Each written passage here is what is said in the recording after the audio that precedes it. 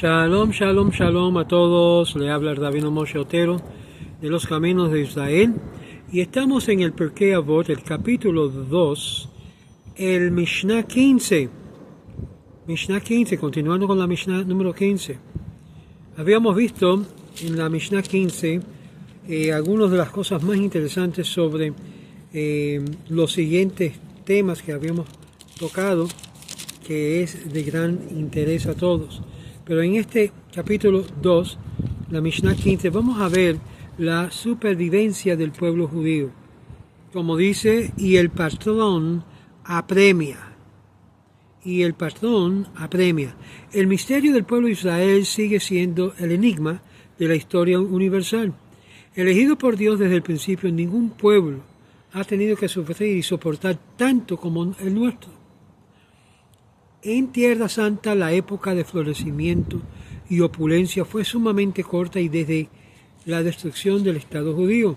Los descendientes de Jacob conocieron innumerables tribulaciones y fueron dispersados por toda la faz de la tierra, y no hay un solo país en el mundo entero que no se haya manchado con la sangre de sus mártires.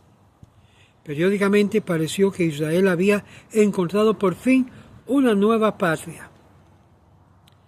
Estamos hablando de Estados Unidos, y vemos que todavía lo mismo sigue. Los hijos de Yehudá vivían entonces contentos, satisfechos del producto de su trabajo y en paz de su prójimo, hasta que repentinamente y progresivamente la desgracia se abatía sobre ellos. Y así sucedió en Egipto, en Mesopotamia, en África del Norte, en España, en Portugal, en Francia, en Inglaterra, en Alemania y más recién en los Estados Unidos. Y por todo Latinoamérica, obvio. Nuestros sabios expresan estos acontecimientos por medio de una parábola. Rabá bar Hana le cuenta de manera siguiente: íbamos navegando por el mar y divisamos un pez grande flotando en medio de las olas. Sobre su espalda la tierra se había acumulado y en ella crecían juncos. No sabíamos que se trataba de un pez y creíamos que lo que teníamos delante de nuestros ojos era tierra firme.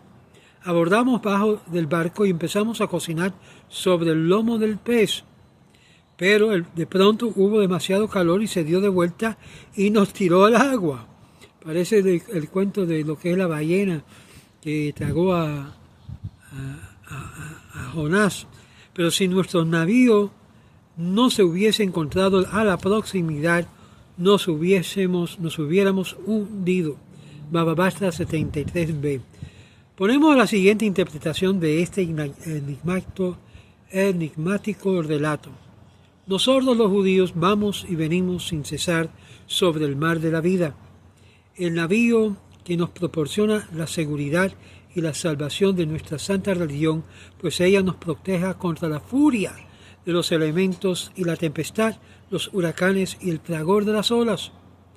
Nos gustaría mucho vivir como los demás pueblos sobre la tierra firme, y con frecuencia creemos encontrar una morada estable en medio de una nación que nos acoge amablemente, como los Estados Unidos.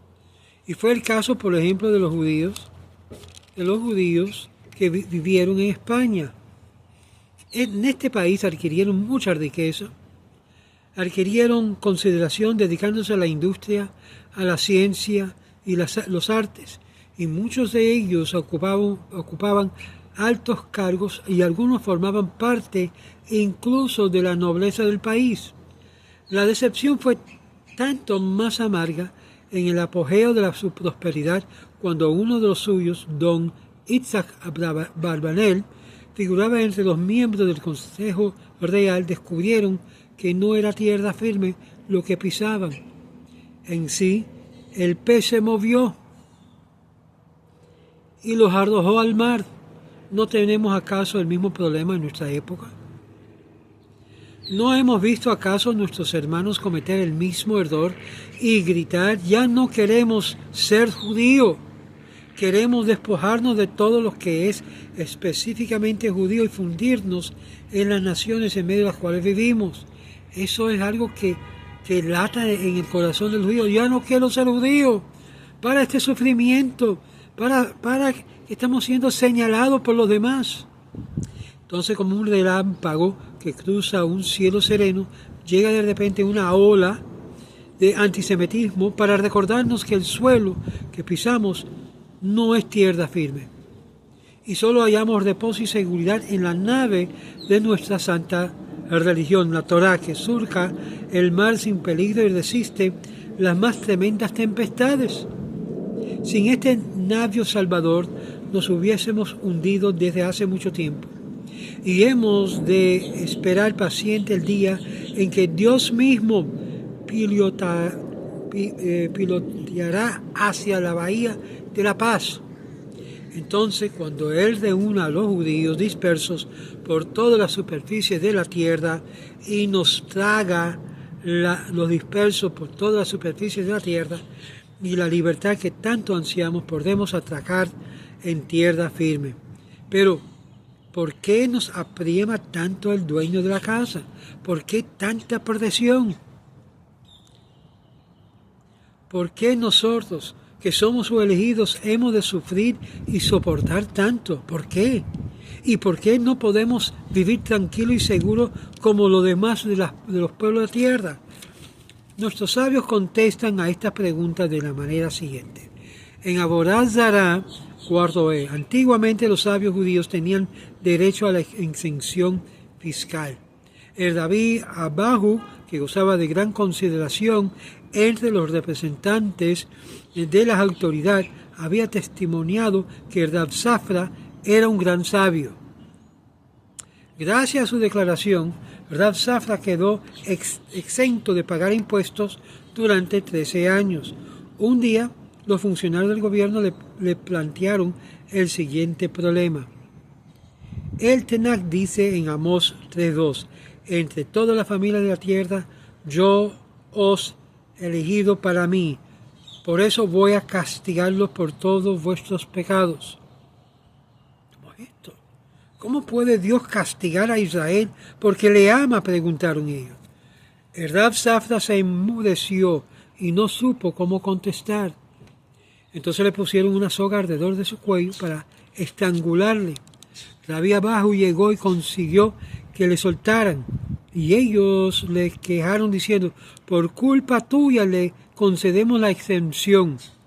Tú alabaste tu sabiduría y resulta que ni siquiera sabe explicarnos un versículo del Tanaj. Es un sabio talmudista, contestó Rabí Abahu. Yo no os he dicho nada acerca de su conocimiento del Tanaj. Y nosotros, por el hecho de contarnos a vosotros, nos dedicamos más al estudio apologético del Tanaj que los babilónicos o los de Babilonia, es decir, los que se encontraban bajo la autoridad romana, y el cristianismo, que se había convertido ya en religión del Estado. En cambio, los babilonios eran paganos y no sabían nada de Tanaj. Entonces rogaron los funcionarios, explícanos tú el versículo. Voy a hacerlo con una parábola. Contestó Rabino Abajo. Un hombre rico tiene dos deudores. El primero no le inspira más que la indiferencia y le concede pues todos los préstamos que él le pide.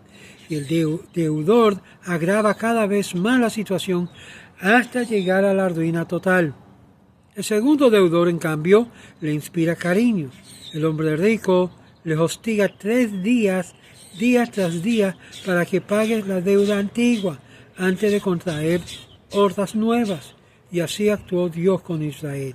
Él le advierte y le apremia sin cesar para que sus faltas no se vayan acumulando. Y le advierte sin cesar para que sus faltas no se vayan acumulando, pues si rebalsa la medida, perderá definitivamente. El favor más insigne que Dios puede hacer a su pueblo es reprenderle continuamente. ¿Dónde están ahora los pueblos que tan importantes eran en el antaño?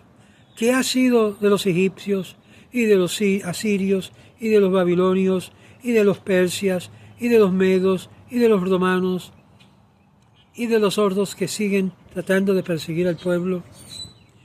De todos los pueblos de la antigüedad, solo Israel ha sobrevivido a la destrucción, y esto se lo debemos a la presión de que nuestro gran acreedor, Él no tolera que nuestros pecados se vayan acumulando hasta aplastarnos. Él va pagando poco a poco la deuda. Lo mismo sucede en cada individuo. Dios suele agobiar a sus más fieles seguidores, enviándoles sufrimientos que les recuerden lo que le deben a Él. Y estos sufrimientos también son bendiciones si comprendemos lo que significa y tomamos en serio las advertencias que nos lanza nuestro Padre Celestial. Pensámoslo de esta forma: todos los sufrimientos, toda la persecución de antisemitismo que el pueblo judío ha sufrido es una forma de Dios decir: te estoy cobrando la deuda poco a poco, pero que no lo vas a sentir tan fuerte como lo voy a hacer cuando hay que cobrar la máxima deuda que tiene el resto de las naciones del mundo. Y aquí concluimos en lo que es la Mishnah número 15 de Pirkei Avot, y en el próximo video vamos a ver Mishnah 16, la dificultad del estudio. Shalom, shalom, y sigue con nosotros en estos estudios de Pirkei Avot.